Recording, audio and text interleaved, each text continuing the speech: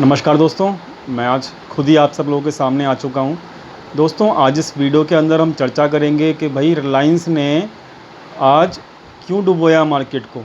ठीक है, news channel सुबह से 2000-2100 के टारगेट दे रहे थे और मतलब सब लोग मोस्टली बुलिश थे रिलायंस को लेके। लेकिन एक्चुअली में हम लोग भी थोड़े बहुत बुलिश तो हुए थे, लेकिन हमको डाटा पॉइंट्स ने सिग्नल दिया था और हम लोगों ने 1975 के आसपास अपना प्रॉफिट कट कर लिया था मॉर्निंग में ही। उसके बाद मैंने सबको कहा था अपने चैनल के ऊपर कि भाई रिलायंस की एजीएम है, कुछ अगर नया निकल के आता है तब डेफिनेटली कुछ हो सकता है, कुछ नया निकल के नहीं आएगा तो भैया पुरानी बातें तो सबको पता होती हैं। और ये चीज़ एक इन्वेस्टर को ज़रूर हर्ट करती हैं कि अगर पुरानी बातें एक नई एजीएम के अंदर रिपीट की जाएं तो वहाँ पर कोई फ़ायदा नहीं होने वाला, क्योंकि ऑलरेडी जो इन्वेस्टमेंट हो चुकी है वहाँ पर क्यों कोई भी न्यू इन्वेस्ट करेगा। कोई भी नहीं करेगा ना, वहाँ पे नया इन्वेस्टमेंट कोई भी नहीं करेगा ना, अगर कोई नई इन्वेस्टमेंट नहीं होगी तो समझने की बात है कि आज मार्केट क्यों गिरा। मैं आपको बता देता हूँ क्यों गिरा। क्योंकि रिलायंस की जो एजीएम के अंदर कुछ 5 जो हैं मेजर अनाउंसमेंट हुआ। पहला उन्होंने अनाउंसमेंट किया, अनाउंसमेंट नहीं था, वो एक रिपीटेशन था एक्चुअली में। मैं रिलायंस की एजीएम को पूरा वॉच कर रहा था। तो क्या हुआ कि पहला उन्होंने बोला कि भाई हम लोगों ने जो जो प्रॉमिसेस किए थे आप लोगों से डेब्ट फ्री कंपनी को बनाने तक का, वो सब उन्होंने डेब्ट फ्री का प्रॉमिस निभा दिया। ये बात सबको पता थी, कोई न्यू बात नहीं थी। दूसरी बात उन्होंने बोली, उन्होंने सारे इन्वेस्टर्स के नाम गिना दिए। क्या कहते हैं, सऊदी के investors, Facebook, Google, every type of investor के उन्होंने नाम गिनाए और उन्होंने बताया कि हम लोग इनकी हेल्प से डेब्ट फ्री हो चुके हैं। चलो अच्छी बात है, इसमें भी कोई न्यू बात नहीं है क्योंकि ये सब ऑलरेडी सबको पता था, मार्केट को पता था। तीसरी बात उन्होंने बोली कि भाई हम 5G के ऊपर काम कर रहे हैं और हमारा 5G का जो प्लेटफॉर्म है वो ऑलरेडी बन के कंप्लीट हो चुका है, बस हम वेट कर रहे हैं 5G के स्पेक्ट्रम का। तो दोस्तों, इसके बारे में भी सारे इन्वेस्टर्स को, FIIs को, बड़े प्लेयर्स को, एक्चुअली में इन्वेस्टर्स का पॉइंट ऑफ व्यू जो है मैं बड़े प्लेयर्स को लेके समझता हूँ, ना कि मैं रिटेल ट्रेडर्स को समझता हूँ। Retail traders are not the investors, actually they are the speculators. उनको ट्रेडिंग करनी एक्चुअली नहीं आती है, आप लोग जानते हो ये सब चीज़। तो मैं जो भी एनालिसिस कर रहा हूँ बड़े प्लेयर्स के पॉइंट ऑफ व्यू से ही कर रहा हूँ।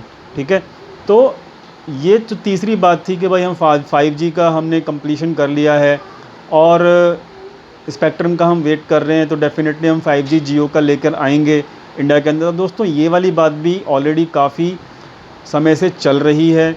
चौथी चीज़, उन्होंने कुछ जियो के और जियो फाइबर्स के प्लान को रिवाइव किया।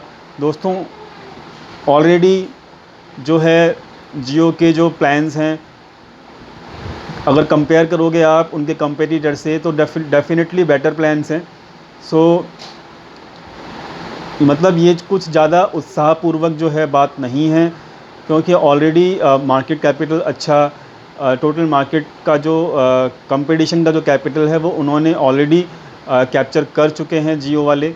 तो it is good, not I would not से कि भाई ये बेकार है, गलत है, या फिर कोई इसमें गलती है। ये कोई ख़राब खबर नहीं है।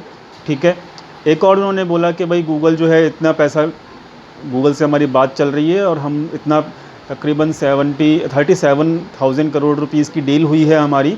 एंड देखो सर, देखो आप समझो इस चीज़ को कि ये सब चीज़ें ऑलरेडी सबको पता हैं, सबको। और इसका इम्पैक्ट जो है मार्केट में रिलायंस के शेयर ने और रिलायंस के शेयर ने जो निफ्टी के अंदर इम्पैक्ट डाला, वो पिछले 10 दिन से चल रहा था। सब ने इन्वेस्टमेंट जो अपनी इन सब पॉइंट के बेसिस के ऊपर ऑलरेडी की हुई है। मार्केट में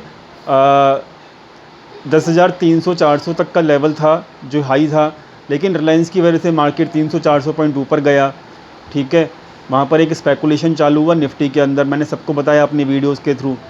और रिलायंस का 1680 का एक हाई था, लास्ट हाई जो था, लेकिन मार्केट उसका चला गया 300 पॉइंट ऊपर। तो ये क्यों गया, जो कि इन्वेस्टमेंट्स और जो ये सब न्यूज़ जो आज दोबारा रिपीट की गई केवल एजीएम के अंदर, तो ये सब रिपीटेशन था एजीएम में, कुछ भी नया नहीं था, ठीक है।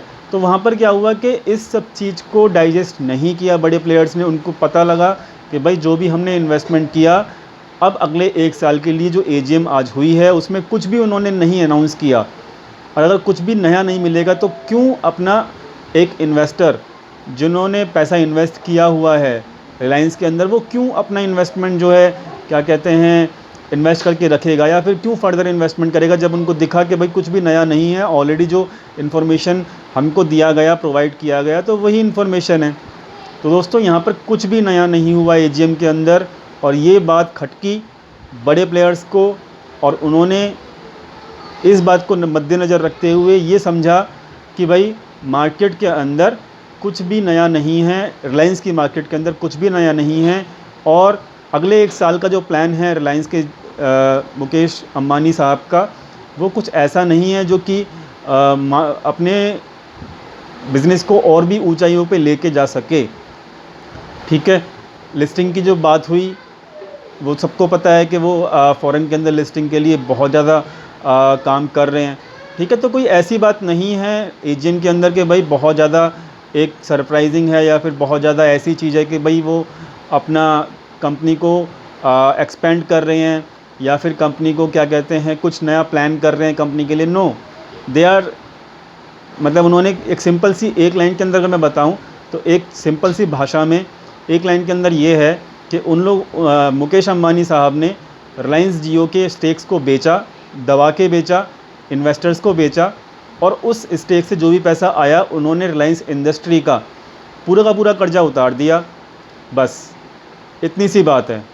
इसके अंदर ना कोई ऐसी खबर है कि भाई कोई नया मतलब क्या कहते हैं रिलायंस कोई बिज़नेस स्टार्ट कर रहा है, या फिर कोई ऐसी खबर नहीं है कि भाई एक्सपेंशन हो रहा है नया, या फिर कोई ऐसी खबर नहीं है कि भाई कुछ नया मार्केट के अंदर आ रहा है। पिछले साल जो एजीएम हुई थी डेफिनेटली बहुत अच्छी एजीएम थी। 5 सितंबर को एजीएम मैंने देखी थी वो वाली भी।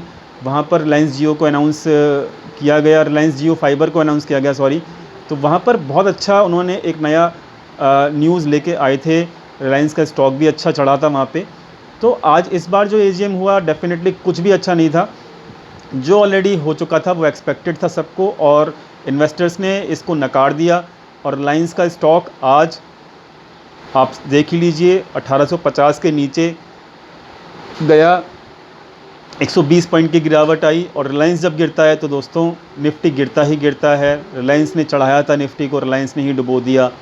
अब ये सब स्पेकुलेशंस जो भी थी, जो कि न्यूज़ मीडिया कर रही थी काफ़ी दिन से, सब कुछ ओवर हो चुका है। रिलायंस के बारे में अब सबको पता लग चुका है कि अगले 1 साल में वो लोग क्या करने वाले हैं, ठीक है।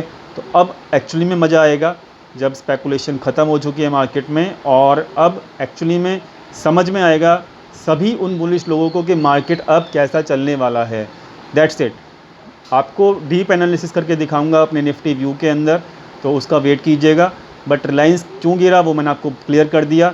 कुछ भी नया नहीं था, और कुछ नया होता तो डेफिनेटली मार्केट अच्छा चढ़ता, रिलायंस भी अच्छा चढ़ता, लेकिन कुछ भी नया नहीं था। इस चीज़ को समझिए, एनालिसिस करने की कोशिश कीजिए, और इस तरीके का एनालिसिस आप खुद किया कीजिए ताकि आपको यहाँ पे हेल्प मिल सके एनालिसिस के अंदर। Thank you so much video देखने के लिए। मिलते हैं निफ्टी व्यू की वीडियो के अंदर।